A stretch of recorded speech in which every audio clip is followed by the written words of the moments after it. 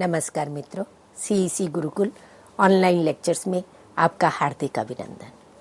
हमने अपने पिछले व्याख्यान में हिंदी कहानी के अंतर्गत नई कहानी के स्वरूप पर चर्चा की थी। नई कहानी का प्रारंभ कब से हुआ, नई कहानी के पुरोधा कवि कहानीकार कौन रहे और उनकी कौन से कहानी संग्रह थे, इस पर हमने बात की थी। अब नई कहानी की कौन सी मूल प्रवृत्तियां हैं जो उन्हें पुरानी कहानी से, पिछली कहानी से अलग करती हैं, और नई कहानी किस रूप में समाज में, साहित्य जगत में प्रतिष्ठापित हो पाई, कहानी समाज में पाठकों को कैसे अपने साथ जोड़ पाई, इस विषय को लेकर के अब हम चर्चा करेंगे। तो नई कहानी की प्रवृत्तियों में सबसे पहली प्रवृत्ति की बात करें हम, क्योंकि वे परिवेश नई कहानी रही छठे दशक में, स्वतंत्रता प्राप्ति के बाद की स्थिति है। स्वतंत्रता प्राप्ति के पश्चात प्रारंभ में जो स्वप्न देख करके देश आजाद हुआ था और आजादी के पंख लगा करके पूरा समाज, पूरा देश उड़ रहा था, जहां लगता था कि अब हमारी सारी सपने पूरे हो जाएंगे, और आजादी के बाद पंचवर्षीय योजनाएं बनी, प्रजातंत्र आया, साम्राज्यवाद समाप्त हुआ, परंतु औद्योगिकीकरण के होते हुए नगरीय जीवन की समस्याएं बढ़ी। ग्रामीण जीवन से नगर की ओर आए और गांव से नगर में आने वालों को वहां पर भी वही कष्टों का सामना करना पड़ा। और जो स्वप्न देख करके आए थे, जो स्वप्न था कि आजादी के बाद एक आदर्श समाज होगा, खुशहाली होगी, वैसा कुछ हुआ नहीं। तो एक मोह भंग हुआ। तो वे मोह भंग और जीवन का जो यथार्थ था, उसकी व्यापक स्वीकृति हमें कहानियों में दिखाई देती है। समाज में जो घटित हो रहा था, वह साहित्य में फिर कहानियों में हमें दिखाई देता है। मोह भंग और जीवन के यथार्थ की व्यापक स्वीकृति कहानियों में दिखाई देती है। एक है यथार्थ बोध और एक है यथार्थ की स्वीकृति। यथार्थ का बोध होना, जीवन की सच्चाई को पहचानना कि स्वप्न, कल्पना और यथार्थ में अंतर है, तो उस यथार्थ का बोध होना और फिर उसे स्वीकार कर लेना, ये नई कहानी में हमें मूल उसकी प्रवृत्ति के रूप में दिखाई देता है। नई कहानी के पुरोधा कहानीकारों में एक कहानीकार हुए कमलेश्वर, और उनका प्रसिद्ध कहानी संग्रह था मांस का दरिया।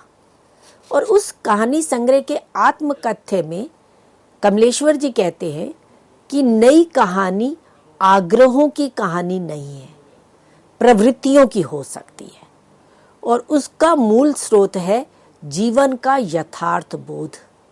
और इस यथार्थ बोध को लेकर चलने वाला वह विराट मध्य और निम्न मध्य वर्ग है, जो अपनी जीवन शक्ति से आज के दुर्दांत संकट को जाने अनजाने झेल रहा है। उसका केंद्रीय पात्र है अपने विविध रूपों और परिवेश में जीवन को वहन करने वाला व्यक्ति।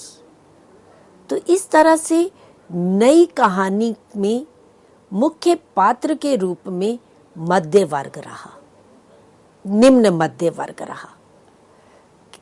कहानी की जो नायक हैं वो निम्न मध्य वर्ग या मध्य वर्ग है, जो आर्थिक अभाव में जी रहा है, बेरोजगारी में है, जिसके भीतर एक उथल पुथल सी मची हुई है, जो चाहता कुछ और है, जिसके अपने जीवन के आदर्श हैं, मूल्य हैं, परंतु वे उनको टूटता हुआ देख रहा है। सामाजिक स्तर पर, पारिवारिक स्तर पर रिश्तों में बिखराव आ रहा है, संबंधों में बिखराव आ रहा है। तो वे जो निम्न मध्य वर्ग है और जो मध्य वर्ग है, जो उस संत्रास से को झेल रहा है, उसके जीवन के जटिल यथार्थ को प्रस्तुत करना, उसकी व्यापक स्वीकृति हमें इन कहानियों में दिखाई देती है, नई कहानियों में दिखाई देती है। यथार्थ बोध की अभिव्यक्ति भी विभिन्न रूपों में हुई है। व्यक्ति मन के अवसाद के रूप में, पारिवारिक विघटन के रूप में, सामाजिक मूल्यों की संक्रांति के रूप में। अब व्यक्ति के मन के भीतर जो उथल पुथल हो रही है, उसके भीतर जो एक अवसाद गहरे में बैठता चला जा रहा है, जिसके कारण वे निराशा की स्थिति में पहुंच रहा है, एक डिप्रेशन में जा रहा है, तो उस रूप में यथार्थ बोध आया। पारिवारिक विघटन के रूप में, पिता पुत्रों के संबंध में जो विघटन आ रहा है, भाई बहन के संबंधों में जो रिक्तता आ रही है, दाम्पत्य जीवन में जो बिखराव आ रहे हैं, तो एक इस रूप में यथार्थ बोध की अभिव्यक्ति हुई। और सामाजिक मूल्यों की संक्रांति, प्राचीन मूल्यों का पूरी तरह से परिवर्तन नहीं हुआ है, नवीन मूल्यों को अभी पूरी तरह से स्वीकार नहीं किया गया, तो वो एक ट्रांजैक्शन पीरियड, एक संक्रांति का समय रहा, तो उनकी भी अभिव्यक्ति। तो यथार्थ बोध की अभिव्यक्ति इन नई कहानी में 3 स्तरों पर हमें विशेष रूप से दिखाई देती है। इसी तरह से जो पहले कहानी थी, जिसमें केंद्र समाज रहता था, सामाजिक सुधार रहता था, समाज की परंपराएं, समाज की कुरीतियां, समाज की प्रथाएं, सामाजिक रीति रिवाज केंद्र में रहते थे, व्यक्ति का स्थान वहां गौण था। पर नई कहानी में व्यक्ति की प्रतिष्ठा स्थापित की गई, व्यक्ति को महत्व दिया गया।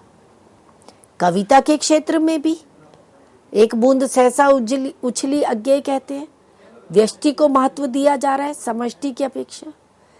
कहानी के संदर्भ में भी, गद्य के क्षेत्र में भी, चाहे वो उपन्यास लिखे गए या कहानियां लिखी गई, वहां भी व्यक्ति की प्रतिष्ठा स्थापित की गई, व्यक्ति को केंद्र में रखा गया।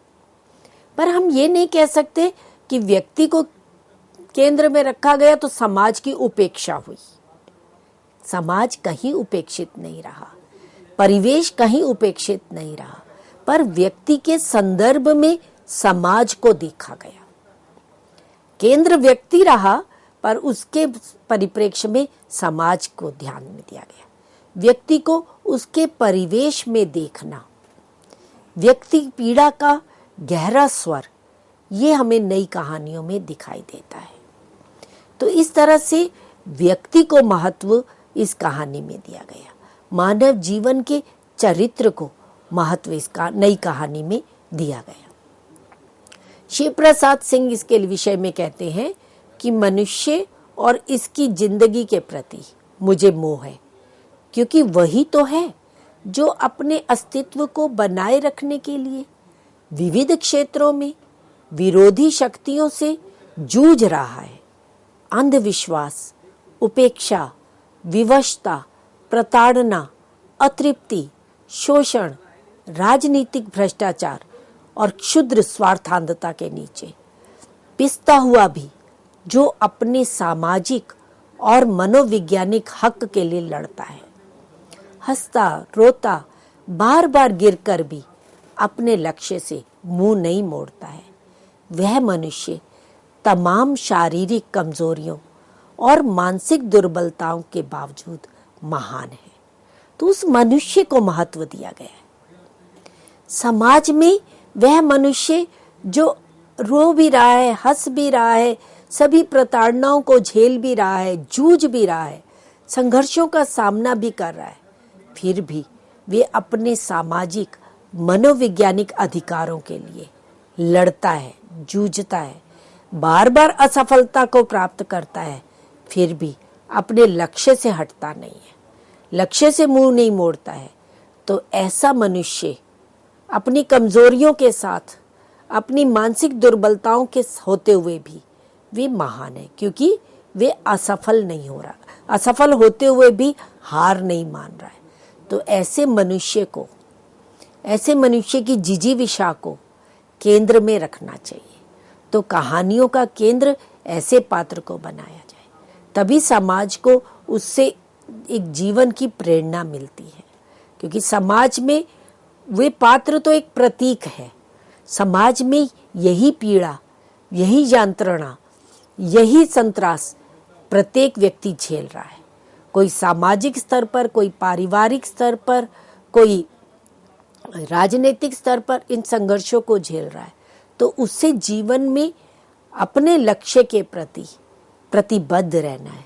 तो इसलिए ऐसा महान चरित्र को कहानियों का मुख्य नायक बनाना चाहिए। तो मनुष्य की प्रतिष्ठा, मानवता की प्रतिष्ठा, ये नई कहानी की एक अन्य प्रवृत्ति रही। इसके अतिरिक्त एक और नई कहानी की प्रवृत्ति है भावुकता के स्थान पर बौद्धिक जागरूकता। संवेदनाएं हैं, परंतु संवेदना के साथ साथ बौद्धिकता, तर्क दृष्टि भी है, एक जागृति भी है। भावुकता का स्थान अब बौद्धिक जागरूकता ने ले लिया है। उषा प्रियमवदा की वापसी कहानी, जिसका मुख्य पात्र जो रेलवे में नौकरी करता है और रिटायर हो जाता है, और वो ये सोच करके जाता है कि रिटायरमेंट के बाद वो घर जाएगा और परिवार में खुश होकर के रहेगा। तो एक जो स्वप्न लेकर के अपने परिवार से मिलने का, क्योंकि पूरी जिंदगी तो वो अपनी नौकरी के लिए उसकी ट्रांसफर होती रही, इधर उधर रहा, परिवार से अलग रहा, और रिटायरमेंट के बाद वो अपने पत्नी के साथ, अपने बच्चों के साथ खुशहाल जीवन जिएगा। एक ये स्वप्न लेकर के मानसिक संवेदनाओं से युक्त होकर के भावुकता के साथ घर में आता है, और वहां आकर के जब उसको यथार्थ का सामना करना पड़ता है, उसके बच्चे भी और यहाँ तक कि उसकी पत्नी भी उसका उस रूप में आदर नहीं करती है जैसी वो स्वप्न लेकर के आया था। और ये वापसी कहानी उस बौद्धिक जागरूकता को प्रस्तुत करने वाली है। उषा प्रियमवदा की बड़ी चर्चित कहानी रही। इसी तरह से राजेंद्र यादव की टूटना कहानी, ढोल कहानी, भावुकता के स्थान पर इनमें भी बौद्धिक जागरूकता को अधिक महत्व दिया गया। इसी तरह से नई कहानी में मानवीय संबंधों को प्रस्तुत किया गया है। मानवीय संबंधों में जो एक बिखराव आ रहा है, उनमें पति पत्नी के रिश्ते में, दाम्पत्य जीवन में जो एक कड़वाहट आ रही है, एक खालीपन की स्थिति हो रही है, अकेलापन, अपरिचय, एक रास्ता, ऊब, अजनबियत की जो स्थिति आ रही है, उसका चित्रण इन कहानीकारों ने अपनी कहानियों में प्रस्तुत किया है। जैसे कमलेश्वर की राजा निर्बंसिया कहानी, मोहन राकेश की एक और जिंदगी कहानी, उषा प्रियमवदा की गुलाब के फूल, राजेंद्र यादव की मेहमान कहानी, रविंद्र कालिया की 9 साल छोटी पत्नी कहानी। अब सभी कहानियों के विषय में तो चर्चा नहीं की जा सकती। राजा निर्बंसिया बड़ी चर्चित कहानी रही, मोहन राकेश की एक और जिंदगी बड़ी चर्चित कहानी रही। राजा निर्बंसिया में भी दाम्पत्य जीवन में आर्थिक अभाव के चलते हुए जो दाम्पत्य जीवन में कड़वाहट हो रही है, उनमें जो एक खालीपन भरता चला जा रहा है, उसको चित्रण, उसका एक साक्षात चित्र प्रस्तुत किया गया है। 2 कहानियां समानांतर चलती हैं, एक पौराणिक राजा निर्बंसिया की चलती है और दूसरी जगपति और उसकी पत्नी चंदा की चलती है। आर्थिक अभाव के चलते हुए किस तरह से चरित्र को, इज्जत को दांव पर लगाया जाता है, मूल्यों का दांव पर लगाया जाता है, और दाम्पत्य जीवन में कैसे एक कड़वाहट उत्पन्न हो जाती है, उसका एक साक्षात यथार्थ चित्र कमलेश्वर राजा निर्बंसिया में प्रस्तुत करते हैं। इसी तरह से मोहन राकेश एक और जिंदगी कहानी में भी यही जीवन के खोखलेपन को, जीवन के खालीपन को, जीवन में उत्पन्न हुई ऊब को प्रस्तुत करते हैं। और मानवीय संबंधों की जो रिक्तता हो गई है, जहां वो एक गहरा लगाव संबंधों में हुआ करता था, वो संवेदनाएं अब चुक गई हैं।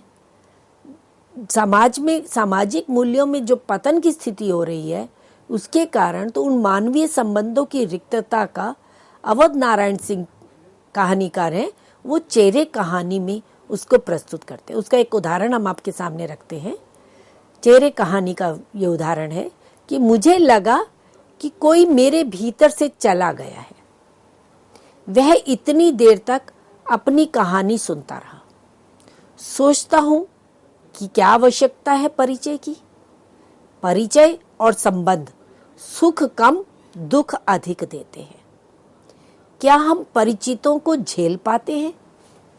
एक ललक लेकर मिलते हैं तो एक अजीब सी घृणा लेकर अलग हो जाते हैं।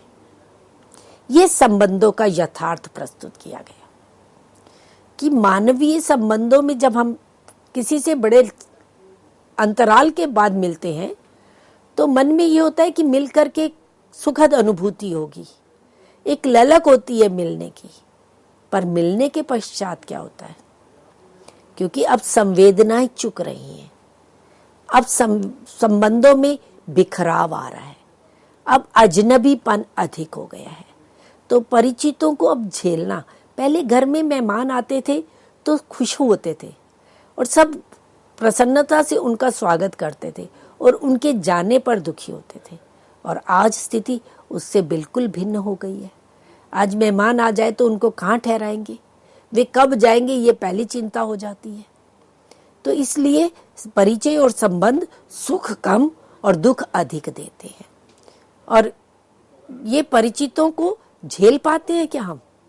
एक ललक लेकर मिलते हैं कि मन में पहले मिलने से पहले एक ललक होती है कि हम मिलेंगे, सुखद अनुभूतियां होंगी, पर एक अजीब सी घृणा लेकर अलग हो जाते हैं। तो संबंधों में जो रिक्तता आ रही है उसका यथार्थ चित्र नई कहानियों में प्रस्तुत किया गया है। इसी तरह से चारित्रिक विकृतियों की भी स्पष्ट अभिव्यक्ति हमें नई कहानियों में मिलती है। चरित्र का हनन, चरित्र का पतन नई कहानी में मिल रहा है। परंपरा, मूल्यांधता, परिवेश की जटिलता के कारण व्यक्ति का व्यक्तित्व विकृतियों का शिकार होता चला जा रहा है, जिससे चारित्रिक विकृतियां बढ़ती चली जा रही हैं और यौन विकृतियां बढ़ रही हैं, कुंठाएं बढ़ रही हैं। तो इनका स्पष्ट अभिव्यक्ति नई कहानी में मिलती है।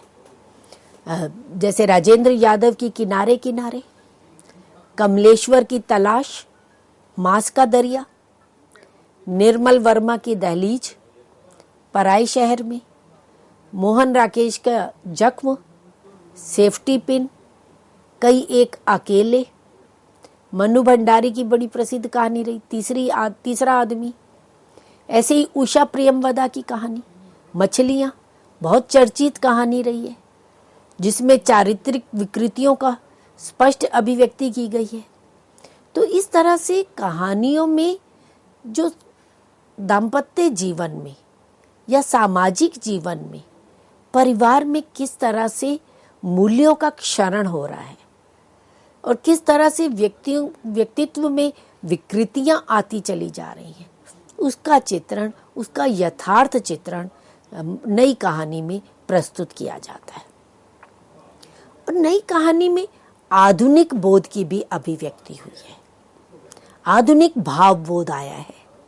आधुनिक बोध जीवन के जटिल यथार्थ के अनेक स्तरों, भाव स्थितियों, मनोदशाओं और अनुभवों खंडों की एक संवेद संज्ञा है। कि आधुनिक बोध हम किसे कहेंगे? जीवन के जटिल यथार्थ के अनेक स्तरों, भाव स्थितियों, मनोदशाओं और अनुभव खंडों की एक संवेद संज्ञा है, जो गत्यात्मक और परिवर्तनशील है। तो ये जो आधुनिक बोध है, ये जो आधुनिकता की स्थिति है, वो किस कारण से हुई है, उसका क्या परिणाम हुआ है? उस आधुनिकता की स्थिति जो है, एक तो उसके कारण यांत्रिक सभ्यता का दबाव बढ़ा है, जीवन में परिवर्तन आया है, जीवन मूल्यों में भारी परिवर्तन आया है, मूल्यों में विघटन हुआ है। आज मनुष्य अजनबीपन का शिकार अधिक हुआ है। ये हम छठे दशक की कहानियों की बात कर रहे हैं, पर आज स्थिति उससे भी अधिक भयावह होती जा रही है। और इस समय अस्मिता का संकट बढ़ा है। मनुष्य अपनी पहचान के लिए, अपनी अस्मिता के लिए संघर्षरत है।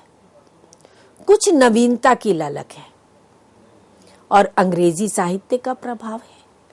अंग्रेजी साहित्य में जो नया कथ्य, नवीन विषय लेकर के आए, तो उनका प्रभाव भी, गोर्की का प्रभाव, चेखव का प्रभाव, हेमिंग्वे का प्रभाव, तो वे भी हिंदी कहानी पर दिखाई देता है। तो ये आधुनिकता बोध जो है, ये नई कहानी की एक मुख्य प्रवृत्ति रही है।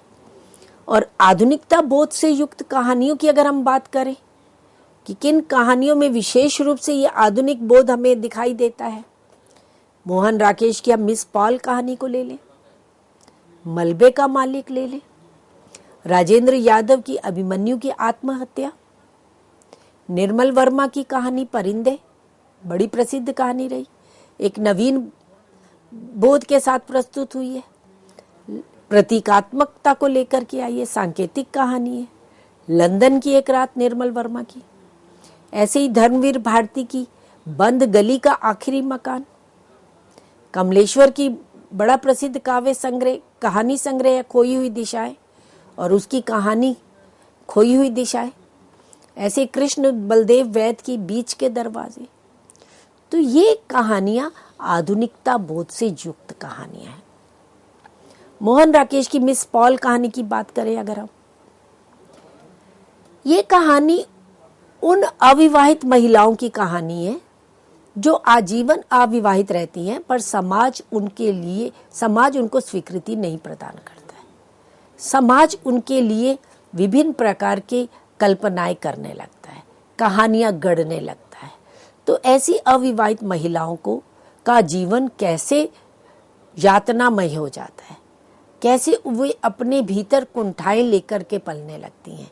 तो वो मिस पॉल का जीवन उसी रूप में है। परिवार में, अपने आस पड़ोस में, कार्य क्षेत्र में जहां वो कार्य कर रही हैं, सभी जगह उसको जिस एक उपेक्षित दृष्टि का सामना करना पड़ता है, जो उसके भीतर कहीं ना कहीं उसे कचोटता है, और उससे प्रभावित होकर वे अपनी नौकरी तक छोड़ देती है और दूर कुल्लू के पास किसी एक ऐसी जगह जहां का रहने लगती है जहां कोई उसे पहचानता ना हो, कोई जानता ना हो।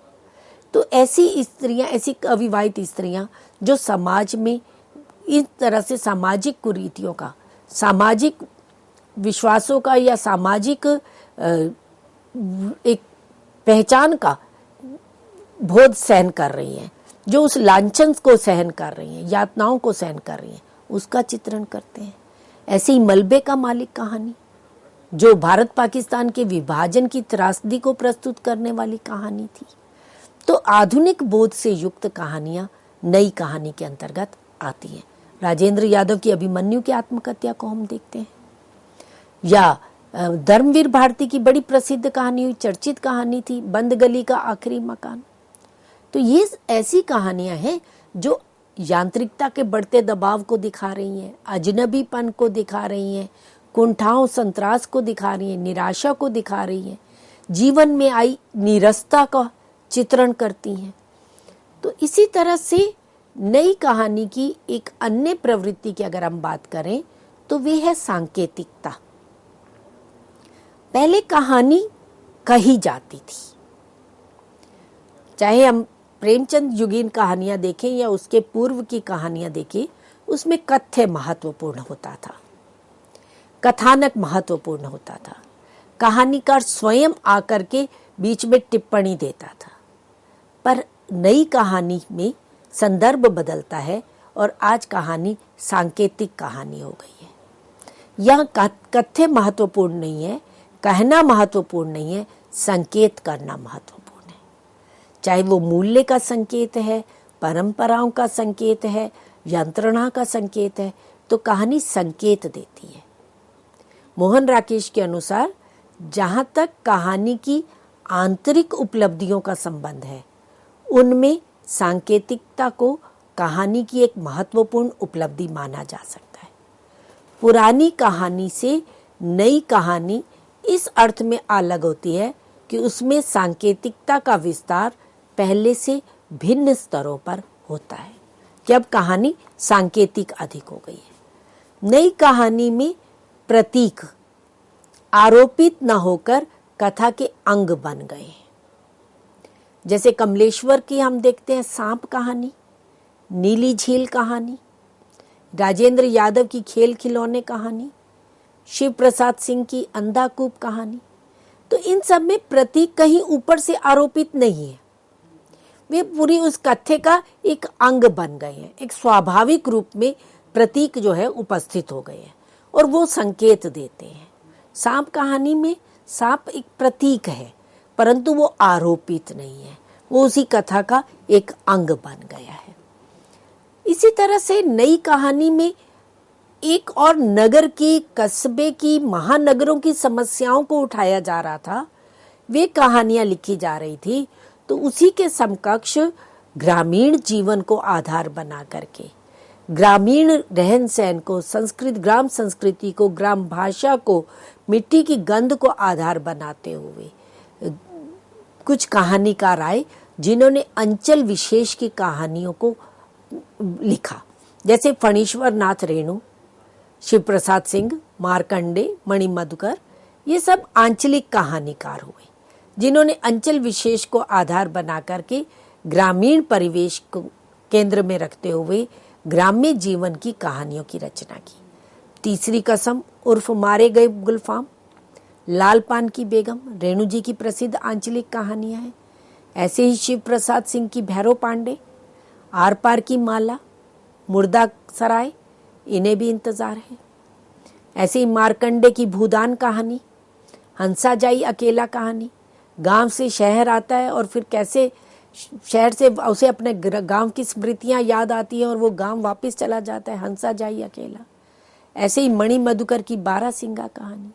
तो अंचल विशेष को आधार बना करके ग्राम संस्कृति को, मिट्टी की गंध को प्रस्तुत करने वाली, एक स्वाभाविक चित्रण प्रस्तुत करने वाली आंचलिक कहानियां भी इस दौर में लिखी गई।